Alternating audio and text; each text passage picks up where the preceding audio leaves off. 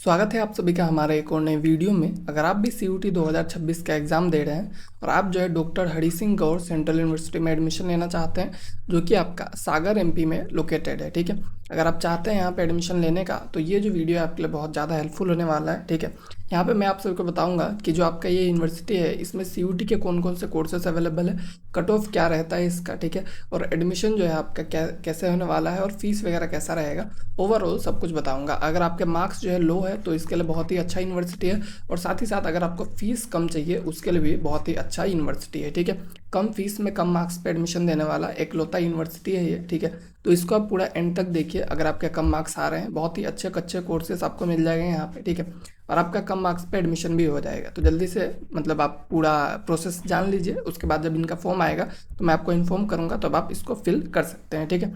बाकी आप मुझसे पर्सनली गाइडेंस चाहते हैं, ठीक है, आपका मार्क्स कम आ रहा है या फिर आपको कॉलेज गाइडेंस चाहिए, ठीक है, क्या करना है क्या नहीं करना है, ठीक है, कौन से कोर्सेज में अप्लाई करें, कौन से कॉलेजेस में अप्लाई करें, तो उसके लिए आप मुझसे पर्सनली बात करना चाहते हैं तो कर सकते हैं, ठीक है। जो हमारा काउंसलिंग है उसका प्राइस 149 रुपीज़ है, ठीक है, जो कि मतलब बहुत सारे लोग जो आपसे बहुत लेते हैं, but 149 is a genuine price, ठीक है। क्योंकि मैं आपको जब तक आपका एडमिशन नहीं हो जाएगा तब तक आपको गाइड करूँगा, ठीक है। तो अगर आपको ज्वाइन करना है तो व्हाट्सएप पे मैसेज करके ज्वाइन कर सकते हैं, या फिर लिंक आपको पिन कमेंट और डिस्क्रिप्शन दोनों में मिल जाएगा, वहाँ से भी आप इसको ज्वाइन कर सकते हैं, ठीक है। तो चलिए अब हम लोग वीडियो में आगे बढ़ते हैं और देखते हैं। तो सबसे पहले यूनिवर्सिटी के बारे में बात करेंगे। तो ये जो आपका यूनिवर्सिटी है ये एक सेंट्रल यूनिवर्सिटी है, ठीक है, सेंट्रल गवर्नमेंट यूनिवर्सिटी, DHSGSU जो आपका सेंट्रल गवर्नमेंट यूनिवर्सिटी है, ठीक है। लोकेशन का बात करेंगे सागर MP मध्य प्रदेश में आपका लोकेटेड है। एक्रेडिटेशन का बात करेंगे नेक A ग्रेड से एक्रेडिटेड है, ठीक है। A ग्रेड है मतलब ठीक ठाक है आपका, not very bad not very good, ठीक है, एवरेज ग्रेडिंग इसको मिला हुआ है। और इस्टेब्लिशमेंट की बात करेंगे 1946 में ये इस्टेब्लिश हुआ था आपका, ठीक है। तो ये जो है काफ़ी मतलब एक अच्छा पुराना यूनिवर्सिटी है, ठीक है। ऑलमोस्ट आप अभी देखेंगे तो 80 ईयर्स जो है इसके हो चुके हैं। तो 80+ साल होने के बाद मतलब ये जो यूनिवर्सिटी है बहुत ही ज़्यादा मतलब आप इसको अच्छा कंसिडर कर सकते हैं, ठीक है। तो ये जो है मतलब मैंने आपको ओवरव्यू दे दिया। उसके बाद अगर बात करेंगे कि कौन कौन से कोर्सेज जो है आपको सीयूटी के थ्रू ऑफर किया जाता है, उसमें एलिजिबिलिटी क्या है। तो सबसे पहले आपका बीए का जो कोर्स है, ठीक है, बीए का जो भी आपके कोर्स है उसमें अगर आपको एडमिशन लेना है तो बीए के कोर्सेज के लिए आपको कोई भी एक लैंग्वेज, हिंदी या फिर इंग्लिश में से एक लैंग्वेज लेना पड़ेगा, ठीक है, कोई भी नहीं, हिंदी या फिर इंग्लिश में से कोई एक लैंग्वेज आपको लेना पड़ेगा, ठीक है। और साथ ही साथ जो आपका जनरल एप्टीट्यूड टेस्ट है उसका जो है आपको लेना है, ठीक है, डोमेन कैटेगरी से। तो जीएटी और लैंग्वेज के बेसिस पे आपका एडमिशन होगा। और क्लास 12 में आपका जो है 45% रहना चाहिए, और SC ST है तो आपका 40% से भी आपका काम चल जाएगा, ठीक है। तो बेसिक सा एलिजिबिलिटी है। और जो आपका बैचलर ऑफ फाइन आर्ट्स है उसके लिए आपका एक लैंग्वेज और साथ ही साथ जीएटी चाहिए, ठीक है। और सेम एलिजिबिलिटी इसमें भी फॉलो होता है।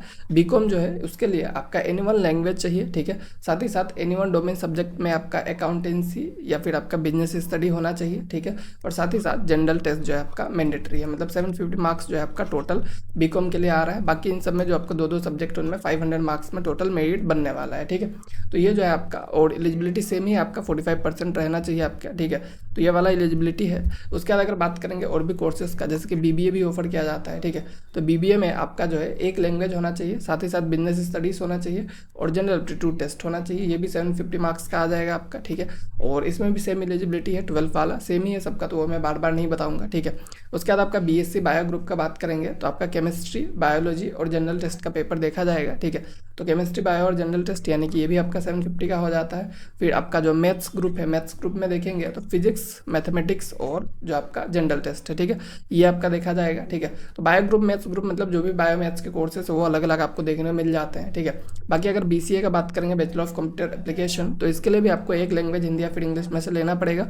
डोमेन सब्जेक्ट में से कंप्यूटर साइंस या फिर आपका जो है आईपी या फिर मैथमेटिक्स रहना चाहिए, ठीक है। तो कंप्यूटर साइंस, आईपी मतलब सीएस आईपी का एक ही पेपर होता है, तो सीएस या फिर मैथ्स अगर आपने लिया है, ठीक है, एज अ डोमेन, तो आप जो है यहाँ पे एलिजिबल है। और जनरल एप्टीट्यूड टेस्ट जो है आपका मैंडेटरी है, ठीक है।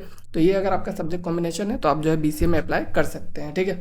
बाकी अगर बी फार्म का बात करेंगे, जो कि यहाँ का सबसे ज़्यादा कॉम्पिटिटिव कोर्स है, जहाँ पे सबसे ज़्यादा कॉम्पिटिशन आपको देखने को मिलता है, तो इसके लिए आपको फिजिक्स चाहिए, केमिस्ट्री चाहिए, या फिर मैथ्स, बायो कोई सा भी अगर आपका पेपर है, और साथ में जनरल एप्टीट्यूड टेस्ट, यानी कि 1000 मार्क्स के बेसिस पे आपका जो है मेरिट प्रिपेयर किया जाता है, ठीक है। यहाँ पे तो 1000 मार्क्स के बेसिस पे आपका मेरिट रहता है। BA-LLB का अगर बात करेंगे 5 ईयर्स वाला, ठीक है, तो आपको BA-LLB के लिए कोई भी एक लैंग्वेज और जनरल टेस्ट का एग्जाम देना पड़ेगा। जर्नलिज्म एंड मास कम्युनिकेशन का देखेंगे, ठीक है, तो आपका सेम लैंग्वेज और जीएटी का पेपर है। और जो आपका बैचलर ऑफ परफॉर्मिंग आर्ट्स जो है BPA, ठीक है, उसका जो आपका टेबल परक्यूशन जो है उसका, उसके लिए भी लैंग्वेज और जीएटी रहेगा, ठीक है। बाकी आपका जो है बैचलर ऑफ आर्ट्स का देखेंगे, ठीक है, परफॉर्मिंग आर्ट्स का, हिंदुस्तानी वोकल म्यूज़िक, और उसके बाद आपका वैदिक स्टडी ऑनर्स, ठीक है, उसके बाद इंग्लिश लिटरेचर ऑनर्स, ठीक है। तो इस तरह से आप देखेंगे सब में सेम आपका जो है इंग्लिश हिंदी में से कोई एक लैंग्वेज, और साथ ही साथ जनरल एप्टीट्यूड टेस्ट। और बीबीए जो है बैंकिंग एंड फाइनेंस अगर आप देखेंगे तो इसके लिए भी आपका सेम है, एक लैंग्वेज चाहिए, बिजनेस स्टडीज़ चाहिए और जनरल टेस्ट चाहिए, ठीक है। तो ओवरऑल जहाँ पे भी 3 सब्जेक्ट है वहाँ पे आपको 750 मार्क्स पे मेरिट बनेगा, और जहाँ पे 2 सब्जेक्ट है वहाँ पे आपका 500 मार्क्स पे मेरिट बनेगा। तो ये आप याद रखिएगा, जब मैं आपको कट ऑफ जो है वो बताऊंगा, ठीक है, तब आपको मतलब पता रहे कि वो जो कट ऑफ मार्क्स है वो कितने में से है, ठीक है। तो ये तो हो गया आपका कोर्सेज। उसके बाद अगर फीस स्ट्रक्चर का बात करेंगे तो फीस बहुत ज़्यादा अफोर्डेबल है। जैसे कि बीए कोर्सेज का अगर आप देखेंगे तो टोटल फीस आपका जो है मतलब सेकेंड सेमेस्टर ऑनवर्ड्स अगर आप देखेंगे 2350 रुपये, ठीक है, मतलब 2350 रुपये है, यानी कि आपका पूरा साल का फीस है 5000 से भी कम आपको देखने को मिल जाएगा, ठीक है। 5000 से भी कम आपका फीस रहेगा पूरे ईयर का।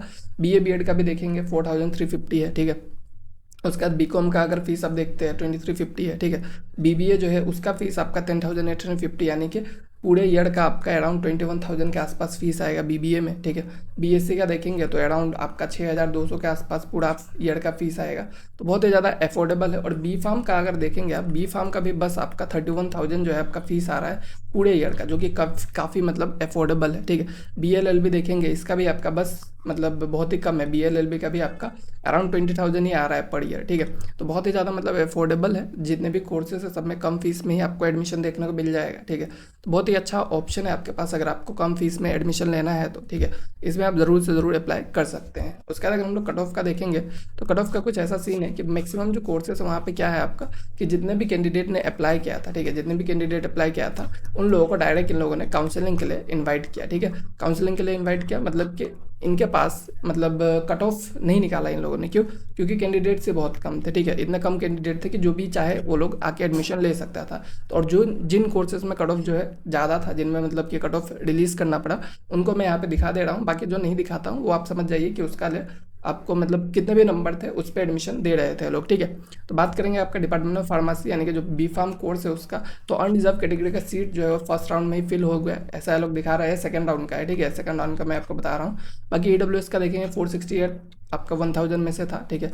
ईडब्ल्यूएस 468 मार्क्स पे हुआ था, ओबीसी एनसीएल 480 पे, एससी 351 और एसटी 319 मार्क्स पे बी फार्म पे एडमिशन जो है लास्ट ईयर पाए थे, ठीक है।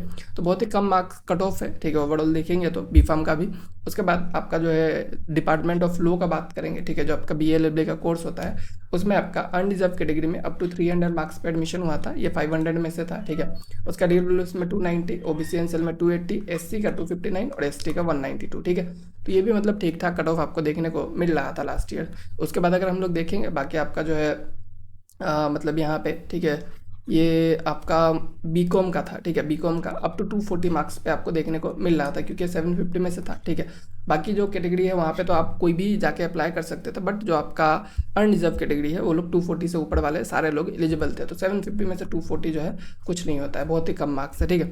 उसके बाद अगर बाद में देखेंगे आपका बीएससी बायो ग्रुप का, ठीक है, बीएससी बायो ग्रुप में अनरिजर्व में आपका 329 मार्क्स पे था। फिर उसके बाद आपका देखेंगे, ठीक है, ईडब्ल्यूएस का 242, ओबीसी एनसीएल 263, एससी का 208 और एसटी का 180 मार्क्स पे, जो कि बहुत ही कम कट ऑफ है, ठीक है, बहुत ही कम मार्क्स पे एडमिशन हो रहा है। उसके बाद आपका मैथ्स ग्रुप का देखेंगे तो बस 142 मार्क्स पे आपका अनरिजर्व कैटेगरी में एडमिशन हो रहा था।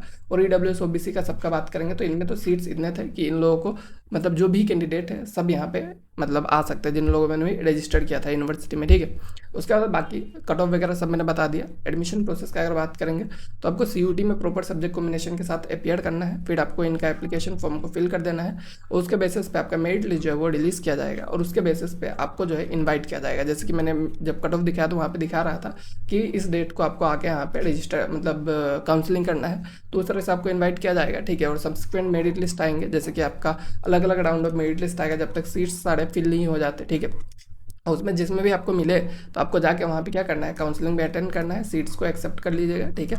और आपको वहाँ पे जाके क्या करना है, आपको काउंसलिंग करवा लेना है, ठीक है। तो ओवरऑल काफ़ी मतलब सिंपल सा था, ठीक है, बहुत ही कम कट ऑफ पे, बहुत ही कम फीस पे आपको एक अच्छा यूनिवर्सिटी मिल रहा है, तो ज़रूर से उसको आप ट्राई कर सकते हैं। बाकी आप मुझसे पर्सनली बात करना चाहते हैं तो जाइए ज़रूर, इस पर मैसेज कर दीजिए, या फिर लिंक जो है आपको मिल जाएगा डिस्क्रिप्शन और पिन कमेंट में, वहाँ से भी जाके आप मुझे मैसेज कर सकते हैं, या फिर मतलब वहाँ से आप जाके मतलब ज्वाइन कीजिए, उसके बाद मैं आपको मैसेज करूँगा, ठीक है। तो चलिए अब हम लोग मिलते हैं नेक्स्ट वीडियो में।